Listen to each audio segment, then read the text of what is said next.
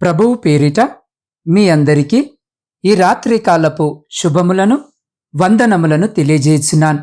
ప్రియులారా, ఈ సమయములో ఈ వాక్యము వినుచున్న మిమ్ములందరినీ ప్రేమపూర్వకముగా ఈ రాత్రికాలపు వాక్య ధ్యానంలోనికి ఆహ్వానించున్నాను. ప్రియులారా, పరిశుద్ధ లేఖన భాగములను మనము చదివినట్లయితే, నీ దేహమునకు దీపము నీ కన్నే గనుక నీ కన్ను తేటగా నుంటే నీ దేహమంతయు వెలుగుమయమయుండును.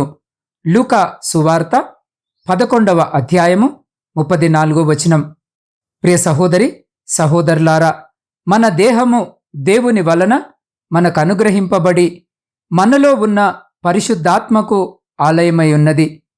మనము మన సొత్తు కాము, విలువ పెట్టి కొనబడిన వారము గనక మన దేహముతో మనము దేవుని మహిమపరచవలసిన వారమై ఉన్నాము. ప్రియులారా, పరిశుద్ధ లేఖన భాగములో మనము గమనించినట్లయితే, నీ ఆజ్ఞల జాడను చూచి నేను ఆనందించుచున్నాను, దాని యందు నన్ను నడవజేయము, వ్యర్థమైన వాటిని చూడకుండా నా కన్నులు త్రిప్పివేయుము, నీ మార్గములలో నడుచుకొనుటకు నన్ను బ్రతికింపుము అన్న వచనము ప్రకారం, ప్రియులారా, యెహోవా తన పరిశుద్ధాలయములో ఉన్నాడు. యెహోవా సింహాసనము ఆకాశమందున్నది. ఆయన నరులను కన్నులారా చూచుచున్నాడు. తన కన్ను దృష్టి చేత ఆయన నరులను పరిశీలించుచున్నాడు అని వ్రాయబడి ఉన్నది. ప్రియులారా, ప్రసంగి ఈ విధముగా అంటున్నాడు, యవనుడా, నీ యవనమందు సంతోషపడుము, నీ యవన కాలమందు నీ హృదయమును సంతుష్టిగా ఉండనిమ్ము, నీ కోరిక చొప్పునను నీ దృష్టి యొక్క ఇష్టము చొప్పునను ప్రవర్తింపుము. అయితే వీటన్నిటిని బట్టి దేవుడు నిన్ను తీర్పులోనికి తెచ్చునని జ్ఞాపకముంచుకొనుము అని చెప్పుచున్నాడు. ప్రియులారా, మనము పైనున్న వాటి మీదనే గాని భూ సంబంధమైన వాటి మీద మనసు పెట్టుకోవడానికి వీలు లేదు. ఎందుకంటే మనము మృతి పొందితిమి, మన జీవము క్రీస్తుతో కూడా దేవుని యందు దాచబడి ఉన్నది. మనకు జీవమై ఉన్న క్రీస్తు ప్రత్యక్షమైనప్పుడు మనం ఆయనతో కూడా మహిమయందు ప్రత్యక్షపడదుము. గనుక మన ప్రాచీన స్వభావమును దాని క్రియలతో కూడా పరిత్యజించి మనలను సృష్టించిన వాని పోలిక చొప్పున నూతన పరచబడుచున్న నవీన స్వభావమును ధరించుకొనవలసిన వారమై ఉన్నాము. ప్రియులారా, పరిశుద్ధ లేఖన భాగములను మనము పరిశీలన చేసినట్లయితే, నీ కన్నులు ఇటు అటు చూడక సరిగాను, నీ కనురెప్పలు నీ ముందర సూటిగాను చూడవలెను అన్న వచనము ప్రకారం, కన్ను శరీరమునకు వెలుగుగా ఉన్నది. అయితే మన కన్నులు చెడ్డవిగా మారినప్పుడు అది మన ఆత్మీయ జీవితాన్ని చీకటిలోనికి త్రోసివేస్తుంది. ప్రియులారా, ఈ విధముగా కంటి వలన పాపపు ఉచ్చులో చిక్కుకున్న వారిని పరిశుద్ధ లేఖన భాగములో మనము గమనించగలము. ప్రియులారా, మంచి చెడు తెలివినిచ్చు వృక్ష ఫలములతో పాటు ఏదేను తోటలో ఎన్నో రకములైన ఫలవృక్షములు ఉండేవి. కాని హవ్వ దేవుని మాట నిర్లక్ష్యము చేసి తన కంటిని మంచి చెడు తెలివినిచ్చు వృక్ష ఫలముపైన దృష్టి ఉంచింది.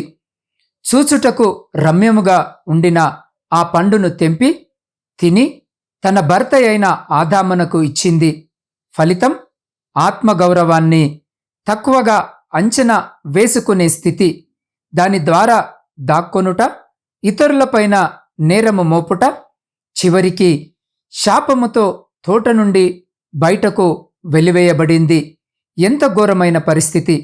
ప్రియులారా, ఈ దినము ఈ లోకములో దేవుని వలన తృణీకరించబడిన అనేకమైన కార్యాలు కలవు. వాటి మీద మన దృష్టి పెట్టిన ఎడల ఆదాము హవ్వలను వెంబడించి వచ్చిన పాపము మనలను కూడా దేవుని సన్నిధి నుండి దూరము చేస్తుంది. కాబట్టి మీరు చూస్తున్న కార్యములలో శ్రద్ధ కలిగి ఉండండి. ప్రియులారా, దేవునికి హృదయానుసారమైన వ్యక్తి కాని ఉరియా భార్య అందముపైన దృష్టిని పెట్టుట వలన తన కనుల దృష్టి ద్వారా దురాశ వచ్చింది. దేవుని కొరకు తెరిచి ఉంచిన దావీదు యొక్క హృదయపు తలంపులు మూయబడి ధైర్యముగా పాపము చేయుటకు ప్రేరేపించింది. ప్రియులారా, చివరిలో ప్రవక్త అయిన నాతాను వచ్చి ఆయన యొక్క పాపపు తెగింపును చెప్పే వరకు ఆయన హృదయము పాపము గురించి గ్రహించలేదు. అవును ప్రియులారా, మనము కూడా మన కంటి వలన ఇతరులకు కలిగిన దేనిని కూడా దురాశతో చూడకుండా మన దృష్టి పరిశుద్ధ దృష్టిగా ఉంచుకుందాం. ప్రియులారా, తల్లి గర్భంలో ఏర్పరచబడినవాడు, ఇశ్రాయేలు ప్రజలకు నాయకుడు, న్యాయాధిపతిగా పిలువబడినవాడు, దేవుని ప్రణాళిక వైపు పరిగెత్తినవాడు, మధ్యలో తిమ్నాతులో ఒక వేశ్యను చూసి పాపములో పడిపోయాడు. ప్రియులారా, ఆ క్షణము నుండి ఆయన దర్శనమంతా కూడా మారిపోయింది. కంటి దురాశలో పడిపోయిన సంసోను యొక్క కళ్ళు పెరికివేయబడి పిండి రుబ్బే పరిస్థితి ఏర్పడింది. బలవంతుడైన ఆట వస్తువుగా మారిపోయే పరిస్థితికి త్రోసివేయబడ్డాడు. పరిపాలించిన చేతులు ఇప్పుడు రబ్బరు రోలును త్రిప్పుతూ ఉంది. కారణం కన్నులు అదుపు చేయకపోవటమే. ఈ సమయంలో ఈ వాక్యము వింటున్న ప్రియ సహోదరి సహోదరులారా, దేవుని వాక్యము సజీవమైన బలము గలదై రెండంచులు గల ఎటువంటి ఖడ్గము కంటేను వాడిగా ఉండి ప్రాణాత్మలను కీళ్లను మూల్గును విభజించినంత మట్టుకు దూరుచు హృదయం యొక్క తలంపులను ఆలోచనలను శోధించున్నది. మరియు ఆయన దృష్టికి కనబడని స్పష్టము ఏదీయూ లేదు. ప్రియులారా, మనమెవరికి లెక్క అప్పజెప్పవలసి ఉన్నదో ఆ దేవుని కన్నులకు సమస్తమును మరుగులేక తేటగా ఉన్నది. ఆకాశ మండలము గుండా వెళ్ళిన దేవుని కుమారుడైన యేసు అను గొప్ప ప్రధాన యాజకుడు మనకున్నాడు గనక మనము ఒప్పుకొనిన దానిని గట్టిగా చేపట్టుదము. మన ప్రధాన యాజకుడు మన బలహీనతలయందు మనతో సహానుభావము లేనివాడు కాడు గాని సమస్త విషయములలోనూ మన వలనే శోధింపబడినను ఆయన పాపము లేనివాడుగా ఉండెను గనక మనము కనికరింపబడి సమయోచితమైన సహాయము కొరకు కృప పొందునట్లు ధైర్యముతో కృపాసనము యొద్దకు చేరుదము. ఆ రీతిగా మన హృదయాలను సిద్ధపరచుకొనుటకు అటువంటి గొప్ప కృప ధన్యత దేవుడు ఈ సమయంలో ఈ వాక్యము వినుచున్న మీకును మీ కుటుంబమునకును మరియు మీ ప్రియులగు వారికి ఇప్పుడు ఎల్లప్పుడు సదా ఎల్లకాలము దయచేసి మిమ్మలందరినీ ఆయన తన శక్తి కలిగిన రెక్కల చాటున భద్రపరిచి సంరక్షించి కాపాడునుగాక. ఆమేన్. ప్రార్థన. సర్వమును సృష్టించి సదా ఏకరీతిగా పరిపాలించిన మా ప్రియ పరలోకపు పరమతండ్రి, మీ శక్తి కలిగిన పరిశుద్ధమైన నామానికి స్తుతులు స్తోత్రాలు వందనాలను తెలియజేస్తున్నాం.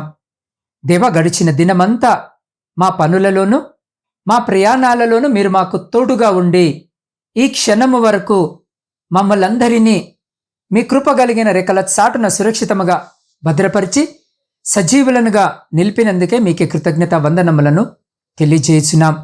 దేవ, ఈ రాత్రికాల సమయంలో మీ వాక్యము ద్వారా మాతో సూటిగా మాట్లాడిన మీ గొప్ప ప్రేమను బట్టి కృతజ్ఞతలను తెలియజేస్తున్నాం. దేవా, వాక్యానుసారమైన జీవితాన్ని జీవిస్తూ ఈ లోకములో వ్యర్థమైన వాటిపై మా కనులు నిల్పకుండా ఉండునట్లు మాకటువంటి మంచి హృదయము దయచేయమని వేడుకొనుచున్నాం. దేవా, ప్రతిదినము మీ అమూల్యమైన వాక్యమును మాకు దయచేస్తున్న విధానానికే కృతజ్ఞతలను తెలియజేస్తున్నాం. దేవా, ప్రత్యేకముగా ఈ రాత్రి యవనస్తులను జ్ఞాపకము చేసుకోండి. దేవా, మీ వాక్యము చదివే ప్రేరేపణ ఆసక్తిని ప్రతి బిడ్డకు దయచేయమని వేడుకొనుచున్నాం. అయ్యా, మీ వాక్యముతో ప్రతిదినము ప్రతి బిడ్డతో మాట్లాడండి నాయనా. ప్రాముఖ్యముగా యవనములో ఎవరు కూడా తొట్టిల్లకుండా పాడవకుండా మీ వాక్యముతో ప్రతి బిడ్డను బాగు చేయమని వేడుకొనుచున్నాం. ప్రభువా, మా ప్రవర్తన అంతటినీ మీ వాక్యముతో సరిచేసుకొని కృపను మాకు అనుగ్రహించండి తండ్రి. అయ్యా, మీ ఎదుట మేము పాపము చేయకుండునట్లు మా హృదయములో మీ వాక్యమును ఉంచుకునే జ్ఞానము, మీ వాక్యము వలన మాకు నెమ్మది, శాంతి, సమాధానము, సంతోషము ఇవ్వమని మీ పాద సన్నిధిలో వేడుకొనుచున్నాం. దేవా, ఈ సమయంలో ప్రయాణాలు చేస్తున్న ప్రతి బిడ్డని జ్ఞాపకము చేసుకోండి నాయనా. బిడ్డల ప్రయాణంలో మీరు తోడుగా ఉండి క్షేమకరమైన సురక్షితమైన ప్రయాణము బిడలకు దయచేయమని వేడుకొనుచున్నాం. దేవా, ఈ సమయంలో శారీరక మానసిక బలహీనతలతో బాధపడుతున్న బిడల కొరకు ప్రార్థిస్తున్నాం. దేవా, ప్రత్యేకముగా బిడలందరినీ ఈ రాత్రి జ్ఞాపకము చేసుకుని మీ పరిశుద్ధమైన హస్తముతో ముట్టి సంపూర్ణ స్వస్థతను బిడలకు దయచేయమని వేడుకొనుచున్నాం. దేవా, వ్యవసాయదారుల కొరకు ప్రార్థిస్తున్నాం. బిడలు చేస్తున్న వ్యవసాయాన్ని ఆశీర్వదించి వారి సమస్తమును మీ కృపలో భద్రపరచమని వేడుకొనుచున్నాం. అయ్యా, పరీక్షల కొరకు సిద్ధపడుతున్న బిడల కొరకు ప్రార్థిస్తున్నాం. పరీక్షలు రాస్తున్న బిడల కొరకు ప్రార్థిస్తున్నాం. దేవా, బిడలందరినీ మీ జ్ఞానము చేత నింపి వారు వ్రాసే ప్రతి పరీక్షలో బిడలకు విజయము దయచేయమని వేడుకొనుచున్నాం. అయ్యా, ఉద్యోగాలు లేక ప్రయత్నాలు చేస్తున్న ప్రతి బిడ్డని జ్ఞాపకము చేసుకుని వారి ప్రతి ప్రయత్నాన్ని సఫలీకృతము చేసి ప్రతి బిడ్డకు ఉద్యోగము దయచేసి నీ బిడ్డలందరూ వారి జీవితాలలో స్థిరపడులాగున ఆశీర్వదించుమని వేడుకొనుచున్నాం. దేవా, కుటుంబ పోషణకై కుటుంబాలను వదిలి దూరదేశాలలో ఉద్యోగాలు చేసుకుంటున్న బిడ్డల కొరకు ప్రార్థిస్తున్నాం. అయ్యా, వారి కష్టార్జితాన్ని ఆశీర్వదించి వారిని వారి కుటుంబాలను మీ కృపలో భద్రపరచండి. అయ్యా, సైన్యంలో ఉండి దేశాన్ని కాపాడుతున్న ప్రతి సైనికుని చుట్టూ మీ కంచె వేసి ప్రతి అపాయం నుంచి మీరు బిడ్డల్ని కాపాడి వారిని వారి కుటుంబాలను మీ బలమైన రెక్కల చాటున భద్రపరచమని వేడుకొనుచున్నాం. దేవా, వివాహాలు జరిగి సంవత్సరాలు గడుస్తున్న సంతానము లేక కన్నీటితో మీ పాద సన్నిధిలో మోకరించి మీ సహాయం కొరకు మీ వైపు చూస్తున్న ప్రతి బిడ్డ గర్భాన్ని రాత్రి తెరిచి బిడ్డల దుఃఖాన్ని సంతోషంగా మార్చమని వేడుకొనుచున్నాం. దేవా, ఆర్థిక సమస్యలు అప్పుల భారముతో నలిగిపోయి మీ సహాయం కొరకు మీ వైపు చూస్తున్న ప్రతి బిడ్డ జీవితంలో నుండి కుటుంబంలో నుండి ప్రతి ఆర్థిక లేమిని తీసివేయమని వేడుకొనుచున్నాం. దేవ, నూతన గృహాల కొరకు ఆశ కలిగి ఉన్న ప్రతి బిడ్డ కోరికను నెరవేర్చండి. దేవ, వృద్ధుల కొరకును వితంతుల కొరకును శ్రమలను అనుభవించిన ప్రతి బిడ్డ కొరకు ప్రార్థిస్తున్నాం. అయ్యా, రాత్రి బిడ్డలందరినీ ప్రత్యేకముగా జ్ఞాపకము చేసుకుని మీ కృపలో భద్రపరచమని వేడుకొనుచున్నాం. అయ్యా, వివాహాల కొరకు ఎదురు చూస్తున్న బిడ్డల్ని జ్ఞాపకం చేసుకోండి. వివాహాలు జరగక మీ సహాయం కొరకు ఎదురు చూస్తున్న బిడ్డలకు కూడా కావలసిన సహాయము దయచేయమని వేడుకొనుచున్నాం. దేవా, ఎంతో మంది బిడ్డలు నిరాశ్రయులుగా ఉన్నారు. వారందరినీ జ్ఞాపకము చేసుకుని మీ కృపలో భద్రపరచండి. దేవా, ఈ గాఢాంధకారమైన చీకటిలో మేము నిద్రించునగా మా గృహాల చుట్టూను, మా ప్రియుల గృహాల చుట్టూను, మా ఇరుగు పొరుగు వారి గృహాల చుట్టూను మీ రక్షణ కంచెను వేసి ప్రతి బిడ్డను ప్రతి అంధకార శక్తుల నుంచి మీరు సంరక్షించి కాపాడి మీ చిత్తమైతే మీరు అక్కడ ఆలస్యమైతే మరొక శ్రేష్టమైన నూతన దినములోనికి మమ్మలందరినీ ప్రవేశింపజేయమని మా రక్షకుడును మీ ప్రియకుమారుడైన యేసు క్రీస్తు శక్తి కలిగిన నామమున ప్రార్థించి అడిగి పొందుకొని ఉన్నాము తండ్రి. ఆమేన్.